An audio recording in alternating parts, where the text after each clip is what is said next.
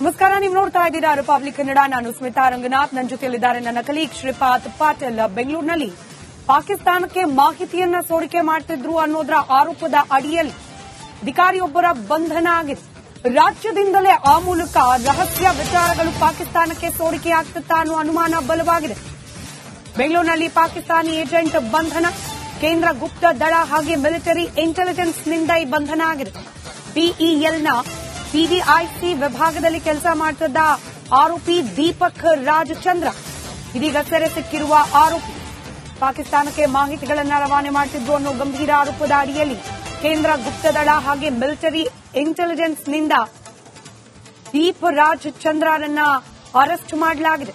ಬಿಇಎಲ್ನ ಪಿಡಿಐಸಿ ವಿಭಾಗದಲ್ಲಿ ದೀಪರಾಜ್ ಚಂದ್ರ ಕೆಲಸ ಮಾಡುತ್ತಿದ್ರು ಅನ್ನೋ ಮಾಹಿತಿ ಇದೆ.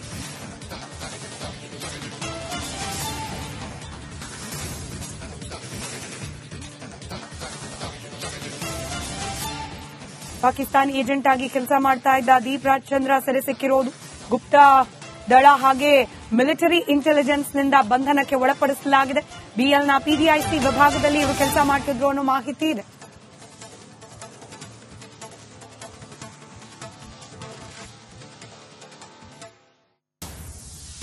ರಿಪಬ್ಲಿಕ್ ಕನ್ನಡದಲ್ಲಿ ಪಾಕಿಸ್ತಾನಿ ಏಜೆಂಟ್ನ ಎಕ್ಸ್ಕ್ಲೂಸಿವ್ ಮಾಹಿತಿ. ಈ ದೇಶದ್ರೋಹಿ ಯಾರು, ಪಾಕ್ನಲ್ಲಿ ಯಾರ ಜೊತೆ ಸಂಪರ್ಕದಲ್ಲಿ ಈತ ಇದ್ದ, ಎಷ್ಟು ವರ್ಷದಿಂದ ನಡೀತಾ ಇತ್ತು ದೇಶದ್ರೋಹದ ಕಾರ್ಯ, ರಿಪಬ್ಲಿಕ್ ಕನ್ನಡದಲ್ಲಿ ಎಲ್ಲದರ ಬಗ್ಗೆ ಇನ್ಸೈಡ್ ಮಾಹಿತಿ ಇದೆ. ಬರೋಬ್ಬರಿ 3 ವರ್ಷಗಳಿಂದ ಪಾಕ್ನ ಐಎಸ್ಐ ಲೇಡಿ ಜೊತೆಯಲ್ಲಿ ದೀಪರಾಜ್ ಚಂದ್ರ ಸಂಪರ್ಕದಲ್ಲಿ ಇದ್ದ ಅನ್ನೋ ಮಾಹಿತಿ ಬಹಿರಂಗವಾಗಿದೆ. 3 ವರ್ಷದಿಂದ 50 ಲಕ್ಷಕ್ಕೂ ಹೆಚ್ಚು ಹಣ ಈ ಆರೋಪಿಯ ಖಾತೆಗೆ ವರ್ಗಾವಣೆಯಾಗಿದೆ. ವಿಚಾರಣೆ ಸಂದರ್ಭದಲ್ಲಿ ಕೇವಲ ಫೋನ್ ಸಂಪರ್ಕ ಅಂತ ಹೇಳಿ ದೀಪರಾಜ್ ಮಾಹಿತಿಯನ್ನ ನೀಡಿದ್ದ. ಒಮ್ಮೆ ಐಎಸ್ಐ ಏಜೆಂಟ್ನ ಭೇಟಿ ಕೂಡ ಆಗಿದ್ದ ಆರೋಪಿ ಅನ್ನೋ ಮಾಹಿತಿ ತನಿಖೆ ಸಂದರ್ಭದಲ್ಲಿ ಬೆಳಕಿಗೆ ಬಂದಿದೆ. ಬೆಂಗಳೂರಿನ ಬಿಎಲ್ ಕ್ಯಾಂಪಸ್ನಲ್ಲೇ ಈತ ವಾಸವಿದ್ದ ಕೂಡ. ವಿಚಾರಣೆ ಸಂದರ್ಭದಲ್ಲಿ ಈತನ ಬಗ್ಗೆ ಮತ್ತಷ್ಟು ಸ್ಫೋಟಕ ಮಾಹಿತಿಗಳು ಹೊರಬರ್ತಾ ಇದೆ. ಪಾಕಿಸ್ತಾನಕ್ಕೆ ಹಲವು ಬಾರಿ ಮಿಲಿಟರಿ ಮಾಹಿತಿಯನ್ನ ಈತ ನೀಡಿದ್ದ ಅನ್ನೋದರ ಇನ್ಫಾರ್ಮೇಷನ್ ಕೂಡ ಇದೀಗ ಲಭ್ಯವಾಗಿದೆ. ಆರೋಪಿಯ ಫೋನ್, ಲ್ಯಾಪ್ಟಾಪ್ ಅನ್ನ ವಶಕ್ಕೆ ಪಡೆದು ವಿಚಾರಣೆಯನ್ನ ನಡೆಸಲಾಗ್ತಾ ಇದೆ. ಸಂಪೂರ್ಣ ಪ್ರಕರಣವನ್ನ ತಮ್ಮ ವಶಕ್ಕೆ ತೆಗೆದುಕೊಂಡಿದ್ದಾರೆ ಅಧಿಕಾರಿಗಳು. ಮಿಲಿಟರಿ ಇಂಟೆಲಿಜೆನ್ಸ್ ವಿಭಾಗದ ಅಧಿಕಾರಿಗಳಿಂದಲೇ ತನಿಖೆ ನಡೆಸಲಾಗ್ತಾ ಇದೆ. ಇವತ್ತು ಸಂಜೆ ಆರೋಪಿಯನ್ನ ದೆಹಲಿಗೆ ಶಿಫ್ಟ್ ಮಾಡೋ ಸಾಧ್ಯತೆ ಇದೆ.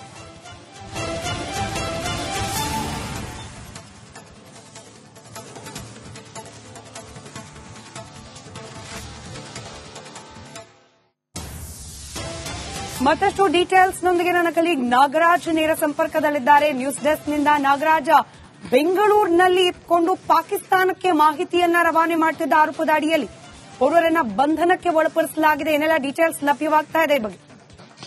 ಸ್ಮಿತಾ, ಏನು ರಾಜ್ಯ ಗುಪ್ತಚರ ಇಲಾಖೆ ಹಾಗೆ ಕೇಂದ್ರ ಗುಪ್ತಚರ ಇಲಾಖೆ ಜೊತೆಗೆ ಮಿಲಿಟರಿ ಇಂಟೆಲಿಜೆನ್ಸ್ 3 ಈ ಒಂದು ಇಲಾಖೆಗಳು ಜಂಟಿ ಕಾರ್ಯಾಚರಣೆಯನ್ನ ನಡೆಸಿ ಬಿಎಲ್ನ PDIC product development and innovation centre ಅಂದ್ರೆ ರಕ್ಷಣಾ ಇಲಾಖೆಗೆ ಸಂಬಂಧಿಸಿದಂತ ಪ್ರಯೋಗಗಳು ಮತ್ತೆ ಯೋಜನೆಗಳನ್ನ ಸಿದ್ಧಪಡಿಸುವ ಒಂದು ಇಲಾಖೆಯಲ್ಲಿ ಒಂದು ಉನ್ನತ ಹುದ್ದೆಯಲ್ಲಿ ಕೆಲಸ ಮಾಡ್ತಾ ಇದ್ದಂತ ದೀಪರಾಜ್ ಚಂದ್ರ ಎಂಬಾತನನ್ನ ಈಗ ಮಿಲಿಟರಿ ಇಂಟೆಲಿಜೆನ್ಸ್ ವಶಕ್ಕೆ ಪಡೆದುಕೊಂಡು ಅರೆಸ್ಟ್ ಮಾಡಿ ಆತನನ್ನ ಹೆಚ್ಚಿನ ವಿಚಾರಣೆಗೆ ಒಳಪಡಿಸ್ತಾ ಇರತಕ್ಕಂಥದ್ದು. ಈ ಒಂದು 3 ತನಿಖಾ ಸಂಸ್ಥೆಗಳು ಏನು ಜಂಟಿ ಕಾರ್ಯಾಚರಣೆಯನ್ನು ಮಾಡಿದ್ರು, ಇದರಲ್ಲಿ ಸಾಕಷ್ಟು ವಿಚಾರಗಳು, ಸ್ಫೋಟಕ ವಿಚಾರಗಳು ಹೊರಗಡೆ ಬಂದಿದೆ. ಅದರಲ್ಲಿ ಪ್ರಮುಖವಾಗಿ ಪಾಕಿಸ್ತಾನದ ಏನು ಗುಪ್ತಚರ ಇಲಾಖೆ ಇದೆ, ಐಎಸ್ಐ ಇಂಟರ್ ಸರ್ವಿಸ್ ಇಂಟೆಲಿಜೆನ್ಸ್, ಅದರ ಒಂದು ಲೇಡಿ ಏಜೆಂಟ್ ಜೊತೆ ಈತ 3 ವರ್ಷದಿಂದ ನಿರಂತರವಾಗಿ ಸಂಪರ್ಕ ಇದ್ದ. ಇಲ್ಲಿಯ ಏನು ರಕ್ಷಣಾ ಇಲಾಖೆಗೆ ಸಂಬಂಧಿಸಿದಂತ ಮಾಹಿತಿಗಳನ್ನ, ಜೊತೆಗೆ ಯಾವ ಯೋಜನೆಗಳು ರಕ್ಷಣಾ ಇಲಾಖೆಯಲ್ಲಿ ಜಾರಿಯಲ್ಲಿದ್ದಾವೆ, ಯಾವುದರ ಮೇಲೆ ಇನೋವೇಷನ್ ಆಗ್ತಾ ಇದೆ, ಈ ಎಲ್ಲಾ ವಿಚಾರಗಳನ್ನ ಪಾಕಿಸ್ತಾನದ ಏಜೆಂಟ್ಗೆ ರವಾನಿಸ್ತಾ ಇದ್ದ. ಇದರ ಪ್ರತಿಯಾಗಿ ಆಕೆಯಿಂದ ಹಣವನ್ನ ಪಡೆದುಕೊಳ್ತಾ ಇದ್ದ ಅನ್ನೋ ಮಾಹಿತಿ ಈಗ ಬಹಿರಂಗ ಆಗಿರ್ತಕ್ಕಂಥದ್ದು. ಸದ್ಯ ಈ ಒಂದು ಸಂಪೂರ್ಣ ಪ್ರಕರಣವನ್ನ ಮಿಲಿಟರಿ ಇಂಟೆಲಿಜೆನ್ಸ್ ವಶಕ್ಕೆ ಪಡೆದುಕೊಂಡು ಆತನ ಲ್ಯಾಪ್ಟಾಪ್ ಮತ್ತೆ ಮೊಬೈಲ್ ಅನ್ನ ಈಗಾಗಲೇ ಸೀಸ್ ಮಾಡಿ ಎಫ್ಎಸ್ಎಲ್ ಗೆ ಕಳಿಸಿರ್ತಕ್ಕಂಥದ್ದು. ಜೊತೆಗೆ ಈತನನ್ನ ಇವತ್ತು ಸಂಜೆ ವೇಳೆಗೆ ದೆಹಲಿಗೆ ಶಿಫ್ಟ್ ಮಾಡುವ ಸಾಧ್ಯತೆ ಇರತಕ್ಕಂಥದ್ದು. ಈತ ಯಾವೆಲ್ಲ ಮಾಹಿತಿಯನ್ನ ಪಾಕಿಸ್ತಾನ ಐಎಸ್ಐ ಏಜೆಂಟ್ ಜೊತೆ ಹಂಚಿಕೊಂಡಿದ್ದ ಅನ್ನೋದು ಇನ್ನಷ್ಟೇ ಕ್ಲಾರಿಟಿ ಸಿಗಬೇಕಿದೆ. ಯಾಕಂತಂದ್ರೆ ಸಾಕಷ್ಟು ಯೋಜನೆಗಳು ಬೆಂಗಳೂರಿನಲ್ಲಿ ಸಿದ್ಧ ಆಗುವಂತದ್ದು, ಮಿಲಿಟರಿಗೆ ಸಂಬಂಧಿಸಿದಂತೆ, ರಕ್ಷಣಾ ಇಲಾಖೆಗೆ ಸಂಬಂಧಿಸಿದಂತೆ. ಹೀಗಾಗಿ ಸಾಕಷ್ಟು ಒಂದು ಭಯದ ವಾತಾವರಣವನ್ನ ಮಿಲಿಟರಿ ಇಂಟೆಲಿಜೆನ್ಸ್ ಇದ್ರ ಬಗ್ಗೆ ವ್ಯಕ್ತಪಡಿಸಿರ್ತಕ್ಕಂಥದ್ದು. ಜೊತೆಗೆ ಈತನನ್ನ ದೆಹಲಿಗೆ ಶಿಫ್ಟ್ ಮಾಡಿಸಿ ಆತನ ಮೊಬೈಲ್ ಮತ್ತೆ ಲ್ಯಾಪ್ಟಾಪ್ ನಲ್ಲಿ ಇನ್ನಷ್ಟು ವಿಚಾರಗಳು ಹೊರಗೆ ಬರುವ ಸಾಧ್ಯತೆ ಇದೆ ಅಂತೇಳಿ ಉನ್ನತ ಮೂಲಗಳು ಹೇಳ್ತಾ ಇರತಕ್ಕಂಥದ್ದು. ಸ್ಮಿತಾ, ಧನ್ಯವಾದ ನಾಗರಾಜ್ ಮಾಹಿತಿಗಾಗಿ.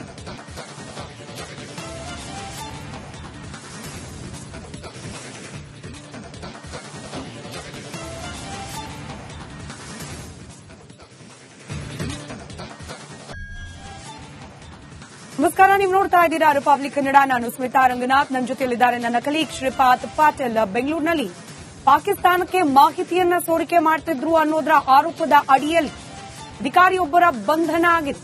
ರಾಜ್ಯದಿಂದಲೇ ಆ ಮೂಲಕ ರಹಸ್ಯ ವಿಚಾರಗಳು ಪಾಕಿಸ್ತಾನಕ್ಕೆ ಸೋರಿಕೆಯಾಗ್ತಿತ್ತಾ ಅನ್ನೋ ಅನುಮಾನ ಬಲವಾಗಿದೆ. ಬೆಂಗಳೂರಿನಲ್ಲಿ ಪಾಕಿಸ್ತಾನಿ ಏಜೆಂಟ್ ಬಂಧನ. ಕೇಂದ್ರ ಗುಪ್ತ ದಳ ಹಾಗೆ ಮಿಲಿಟರಿ ಇಂಟೆಲಿಜೆನ್ಸ್ನಿಂದ ಈ ಬಂಧನ ಆಗಿದೆ. ಬಿಇಎಲ್ನ ಸಿಡಿಐಸಿ ವಿಭಾಗದಲ್ಲಿ ಕೆಲಸ ಮಾಡುತ್ತಿದ್ದ ಆರೋಪಿ ದೀಪಕ್ ರಾಜ್ ಚಂದ್ರ ಇದೀಗ ಸೆರೆ ಸಿಕ್ಕಿರುವ ಆರೋಪಿ. ಪಾಕಿಸ್ತಾನಕ್ಕೆ ಮಾಹಿತಿಗಳನ್ನು ರವಾನೆ ಮಾಡುತ್ತಿದ್ದು ಅನ್ನೋ ಗಂಭೀರ ಆರೋಪದ ಅಡಿಯಲ್ಲಿ ಕೇಂದ್ರ ಗುಪ್ತದಳ ಹಾಗೆ ಮಿಲಿಟರಿ ಇಂಟೆಲಿಜೆನ್ಸ್ನಿಂದ ದೀಪ್ ರಾಜ್ ಚಂದ್ರನನ್ನ ಅರೆಸ್ಟ್ ಮಾಡಲಾಗಿದೆ. ಬಿಇಎಲ್ನ ಪಿಡಿಐಸಿ ವಿಭಾಗದಲ್ಲಿ ದೀಪರಾಜ್ ಚಂದ್ರ ಕೆಲಸ ಮಾಡುತ್ತಿದ್ರು ಅನ್ನೋ ಮಾಹಿತಿ ಇದೆ.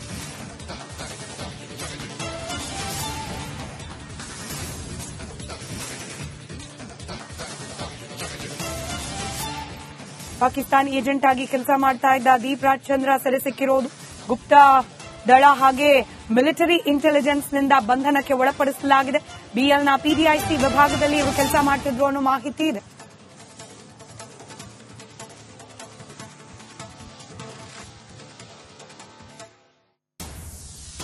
ರಿಪಬ್ಲಿಕ್ ಕನ್ನಡದಲ್ಲಿ ಪಾಕಿಸ್ತಾನಿ ಏಜೆಂಟ್ನ ಎಕ್ಸ್ಕ್ಲೂಸಿವ್ ಮಾಹಿತಿ. ಈ ದೇಶದ್ರೋಹಿ ಯಾರು, ಪಾಕ್ನಲ್ಲಿ ಯಾರ ಜೊತೆ ಸಂಪರ್ಕದಲ್ಲಿ ಈತ ಇದ್ದ, ಎಷ್ಟು ವರ್ಷದಿಂದ ನಡೀತಾ ಇತ್ತು ದೇಶದ್ರೋಹದ ಕಾರ್ಯ, ರಿಪಬ್ಲಿಕ್ ಕನ್ನಡದಲ್ಲಿ ಎಲ್ಲದರ ಬಗ್ಗೆ ಇನ್ಸೈಡ್ ಮಾಹಿತಿ ಇದೆ. ಬರೋಬ್ಬರಿ 3 ವರ್ಷಗಳಿಂದ ಪಾಕ್ನ ಐಎಸ್ಐ ಲೇಡಿ ಜೊತೆಯಲ್ಲಿ ದೀಪರಾಜ್ ಚಂದ್ರ ಸಂಪರ್ಕದಲ್ಲಿ ಇದ್ದ ಅನ್ನೋ ಮಾಹಿತಿ ಬಹಿರಂಗವಾಗಿದೆ. 3 ವರ್ಷದಿಂದ 50 ಲಕ್ಷಕ್ಕೂ ಹೆಚ್ಚು ಹಣ ಈ ಆರೋಪಿಯ ಖಾತೆಗೆ ವರ್ಗಾವಣೆಯಾಗಿದೆ. ವಿಚಾರಣೆ ಸಂದರ್ಭದಲ್ಲಿ ಕೇವಲ ಫೋನ್ ಸಂಪರ್ಕ ಅಂತ ಹೇಳಿ ದೀಪರಾಜ್ ಮಾಹಿತಿಯನ್ನ ನೀಡಿದ್ದ. ಒಮ್ಮೆ ಐಎಸ್ಐ ಏಜೆಂಟ್ನ ಭೇಟಿ ಕೂಡ ಆಗಿದ್ದ ಆರೋಪಿ ಅನ್ನೋ ಮಾಹಿತಿ ತನಿಖೆ ಸಂದರ್ಭದಲ್ಲಿ ಬೆಳಕಿಗೆ ಬಂದಿದೆ. ಬೆಂಗಳೂರಿನ ಬಿಎಲ್ ಕ್ಯಾಂಪಸ್ನಲ್ಲೇ ಈತ ವಾಸವಿದ್ದ ಕೂಡ. ವಿಚಾರಣೆ ಸಂದರ್ಭದಲ್ಲಿ ಈತನ ಬಗ್ಗೆ ಮತ್ತಷ್ಟು ಸ್ಫೋಟಕ ಮಾಹಿತಿಗಳು ಹೊರಬರ್ತಾ ಇದೆ. ಪಾಕಿಸ್ತಾನಕ್ಕೆ ಹಲವು ಬಾರಿ ಮಿಲಿಟರಿ ಮಾಹಿತಿಯನ್ನ ಈತ ನೀಡಿದ್ದ ಅನ್ನೋದರ ಇನ್ಫಾರ್ಮೇಷನ್ ಕೂಡ ಇದೀಗ ಲಭ್ಯವಾಗಿದೆ. ಆರೋಪಿಯ ಫೋನ್, ಲ್ಯಾಪ್ಟಾಪ್ ಅನ್ನ ವಶಕ್ಕೆ ಪಡೆದು ವಿಚಾರಣೆಯನ್ನು ನಡೆಸಲಾಗ್ತಾ ಇದೆ. ಸಂಪೂರ್ಣ ಪ್ರಕರಣವನ್ನ ತಮ್ಮ ವಶಕ್ಕೆ ತೆಗೆದುಕೊಂಡಿದ್ದಾರೆ ಅಧಿಕಾರಿಗಳು. ಮಿಲಿಟರಿ ಇಂಟೆಲಿಜೆನ್ಸ್ ವಿಭಾಗದ ಅಧಿಕಾರಿಗಳಿಂದಲೇ ತನಿಖೆ ನಡೆಸಲಾಗ್ತಾ ಇದೆ. ಇವತ್ತು ಸಂಜೆ ಆರೋಪಿಯನ್ನ ದೆಹಲಿಗೆ ಶಿಫ್ಟ್ ಮಾಡೋ ಸಾಧ್ಯತೆ ಇದೆ.